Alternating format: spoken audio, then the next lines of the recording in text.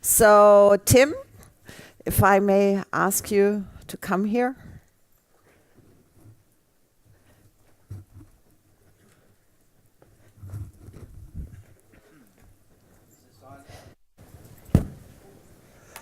Hello, good morning.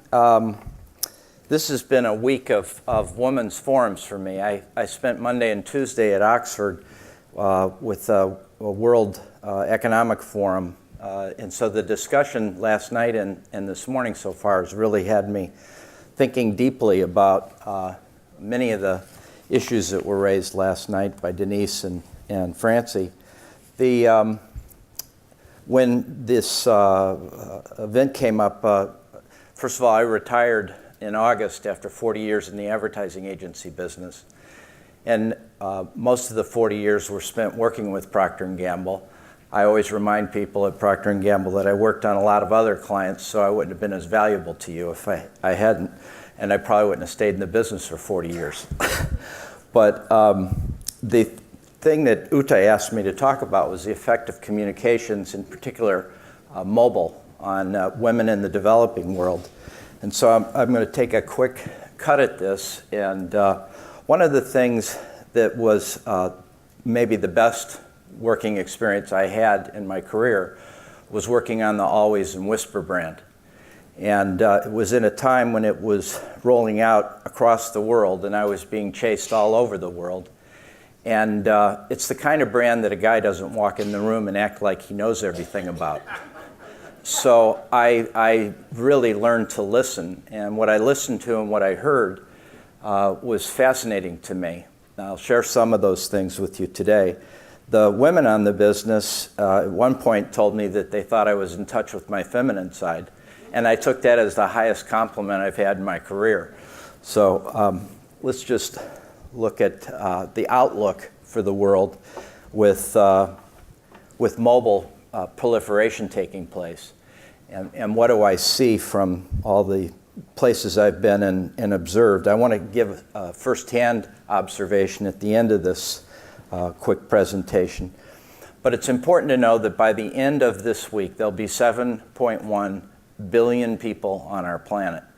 And 5.6 billion have mobile phones, and it's rising. About half of those that have mobile phones are now able to connect into the World Wide Web without a laptop, a desktop, or a landline. And that is the way it's going to be more and more over the next 10 to 15 years. It's a remarkable thing to witness. Now, the United States, Western Europe, the UK, Japan, and Korea all have very high levels of internet penetration. The US is reportedly up around 80% right now. China is about 40%. It's a big difference, but you can see the impact that access to the internet is having in China. A country like India is only at 8%. So over the next 5 years, it's going to be really interesting to watch what happens in India because of the bulk of the population, and secondly, because women in that community are going to be receiving education through mobile access to the internet for the first time. They're going to see how they live and how other people live in comparison to them. It's a really interesting time, and it's going to happen really quickly, in my opinion. I see it happening already in Indonesia. Indonesia is 240 million people, and it is the third largest Facebook community on the planet already. We all hear what effect communications have, and sometimes we wonder if it's good for us or not. Some people think the internet is a bad thing. Somewhere your identity can be stolen, your home invaded, and your savings robbed without anyone setting foot inside your door. It is one of the most dangerous weapons ever created. A way for the unhinged to spread evil free of supervision or censorship. A place for mankind to exercise its darkest desires. An open market where you can purchase anything you want. Orwell was right. The internet has taken us to a place where everything we do is watched, monitored, and processed without us ever realizing. Some people think the internet is a bad thing. What do you think?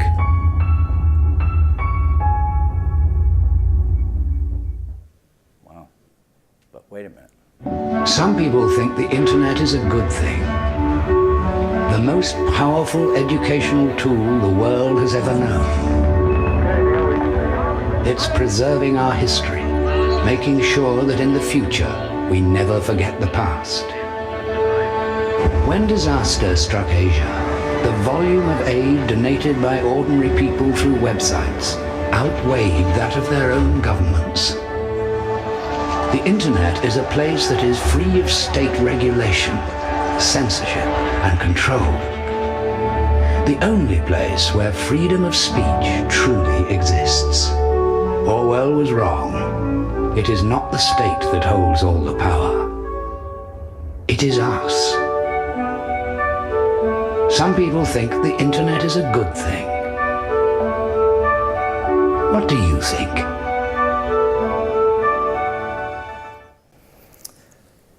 On the question of who discovered the water, we're pretty sure it wasn't the fish.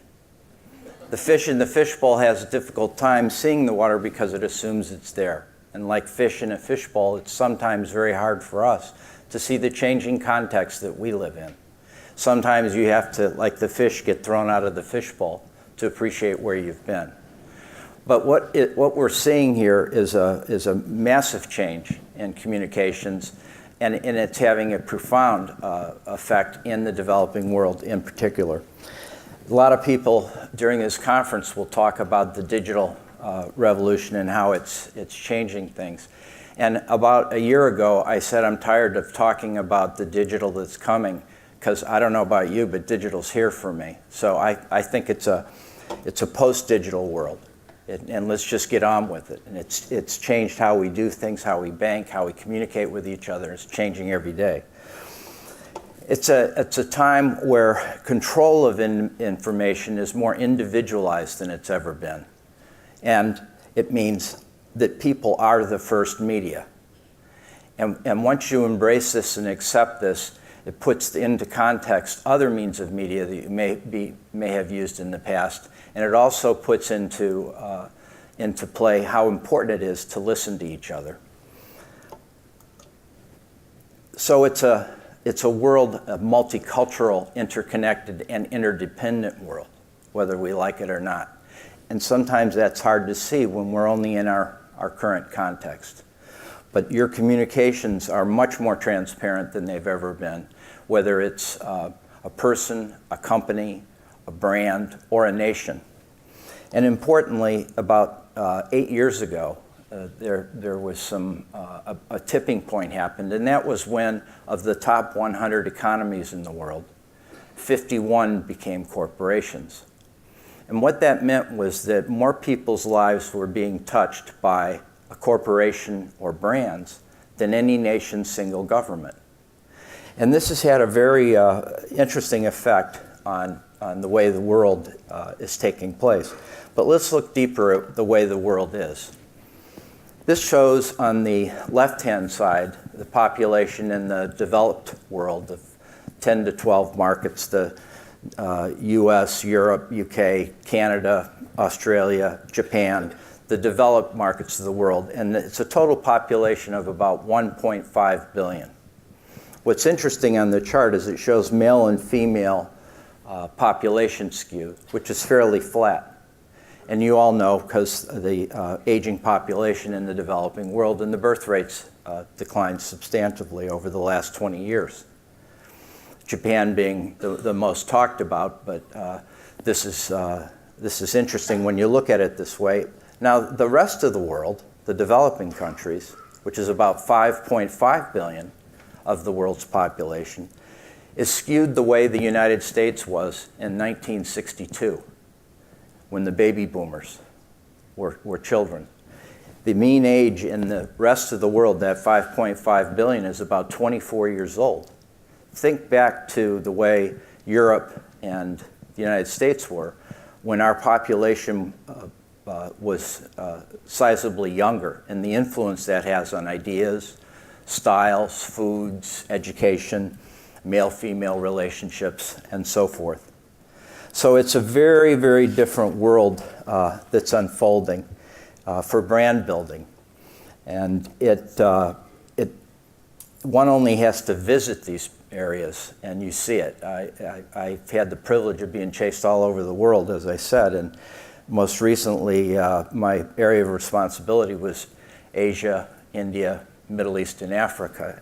And as I walked that area, I could see incredible changes in the Mekong subregion, and the youth is very evident in those markets.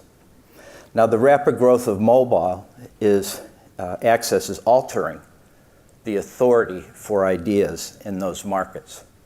And this is not unlike what happened in the Reformation.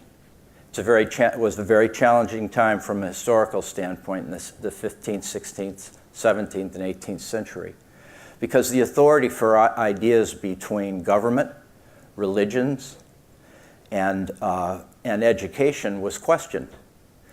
And new ideas were converging on people that kind of confronted their existing and established ideas. What we're seeing today is no different. It's Reformation 2.0. And it's a necessary evolution. And for some people, they're threatened by difference. They're threatened by different ideas, different cuisines, different languages. Differences always triggered our defense mechanisms. You know, if we're not sure about something, defense, defense, defense. But with the proliferation of mobile, I believe that people are going to actually come around to actually understanding each other better, being more tolerant of diversity, and it's going to be a very, very interesting time. The thing about difference is captured here in this ad, and you know, we react so differently. Why do they dress that way? And you know, people take great issue with it. Well, this is now much more visible every day than it's ever been for people to compare how they are with somebody else. And as I said, for some people this is threatening. For others, it's freeing. But it's a arresting time where governments may be less able to help, and corporations may be able to help more.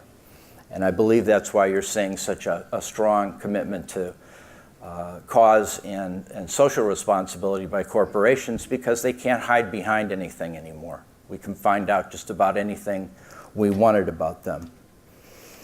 And you've seen this chart about the 100 people, and if there were 100 people in the world, this is the way our community would look. So this is your fishbowl. You may not see it every day, but in an internet world that has greater access, it's how your fishbowl is being rendered. The most important thing on here to me, besides being humble about knowing where my difference versus the fishbowl I'm in, is the bottom figure of 14% of the world's population unable to read. What's really interesting about that, the United Nations says that if somebody, this doesn't include the baby that was just born or the baby that was born yesterday. This includes from 15 years and older. And the UN suggests that it's reasonable to expect somebody who was 13 to have had an opportunity to learn to read and write. And of that community of people from 15 up, 14% are unable to read. 67% of them are women. And one of the things that I feel from the forum that I went to earlier this week and this one is that we need a clearer, more precise discipline of our argument for gender equality. And this is the best argument that I have ever seen. We know that literate women average 2 children. Illiterate women have 6 to 8, and not all of the 6 to 8 or the woman live. That's the way it is. And you see it when you go around the world. A 1% rise in women's literacy is 3 times more likely to reduce deaths in children than a 1% rise in doctors. This is a United Nations study in 46 countries. So what does this say to me about gender equality? And the guys in the room, we have to get involved in this now. We can't stand on the sidelines and let the women try and lead this by themselves, because these facts affect us, and it's clear. Where women participate in an economy and where they are literate, that economy is healthier, that economy is more secure, and children grow up healthier. Period. I can't think of a more compelling argument in an area where we could vastly improve the well-being of the world than gender equality. But gender equality isn't just for women to do. It's for us to do together. And one last thought on this. When I was on Always, this is always what makes me a little nervous to talk about this, but when I was on Always, I hired a gynecological psychologist to come talk to us, because there were people on the brand who felt uncomfortable about the subject, both men and women. And we asked the gynecological psychologist, I said, is there anything that I can tell the guys on the business? Because in 1992 and 93, there were more guys on the business than there are today. And she said, no, there's really nothing that is a guy can really relate to that's similar to a girl reaching menopause, having her period. There's nothing really similar. She said, it's not like breaking an arm and not being able to play sports. It's not like your father died and you have to take care of the family, because that's what the guys are supposed to do. And it's not like, oh, there's a war, it's your job to go off and fight the war. It's not the same. And I said, well, what would be the same? And she said, well, the only things I can think of is when a man is told he can't drive anymore. What's that about? That's about control. And the second thing, she said, really sealed it for me. She said it would be when a man becomes incontinent later in life, when there's a physical change that they cannot control. So the answer to this, for me, was that women have a terrific advantage over guys. And that advantage is that they've learned to accept that which they cannot control sooner in life than men. And the combination of that acknowledgement that change is happening and working through that change with the stubborn, bullheaded, dumb guy type of control behavior is a pretty good balance. And men and women can have both of those characteristics. So here's my story. 1992, my first trip to Saudi Arabia. I go there and I'm told, don't take any magazines with you, like the swimsuit issue from Sports Illustrated. Don't take a Bible. You'll get thrown in jail. And when I got there and I visited the P&G building, they told me that the chopping block was out across from the offices, and that's the first time I learned about that. And again, we were there to talk about launching Always, and we weren't allowed to talk to our consumer. I was told, don't be seen in public trying to talk to a woman. And it was during Ramadan, and it was really hot. And so they said, if you go, I said, I want to go into the souk, I want to go into the market. And they said, well, if you go in there, don't be talking to any women, because there's these guys called the matawas, and they have horsewhips, and they're the religious police. And they'll come over and just beat the crap out of you and the woman if you're seen talking to her.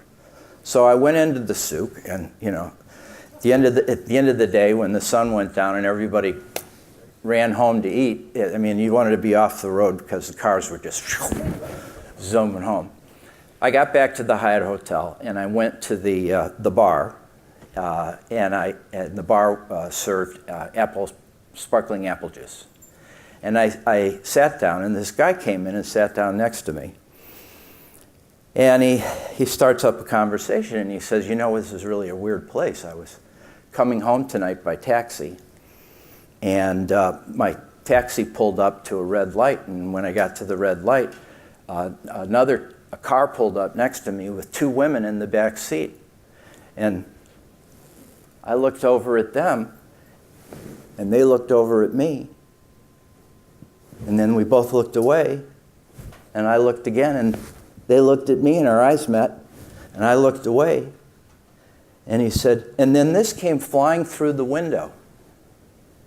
And he showed me a book of matches. I said, really? He said, open it up. I opened it up, and there's a telephone number in there. I said, what did you do? He said, I called it. Well, what happened? He said, oh, she just wanted to talk to somebody. 14 years later, I meet the head of marketing for Victoria's Secret, Lynn Schlesinger, who's now the president of Babson College. And Lynn had just come back from his first trip to Saudi Arabia. And the reason he went there was that they were seeing they were doing an awful lot of sales of Victoria's Secret stuff. In fact, it has a very high consumption of Gone with the Wind type dresses by population. So he went there, and you're not allowed to show the human form in any way in Saudi Arabia. And I asked him, I said, what did you do? Did you have problems with the matawas or the matawin, as they're called? And he said, no, I heard all about that. They prepared me. But you know what's going on there? Everybody has a cell phone, and all the women and guys are communicating with each other because they have Bluetooth. Whew. Boy, that's some change. And I consider that to be freeing. I consider that to be education. And Nelson Mandela said the most powerful weapon in the world is education. So what we're going to see will be wrenching at times. We see some of that happening because change is very difficult for some people, particularly vulnerable or young teenage adolescent boys who can be influenced to do things that we would never think possible. But I believe the more information and the more people see, the more they'll see how similar we are as human beings. And anyhow, thank you for your attention.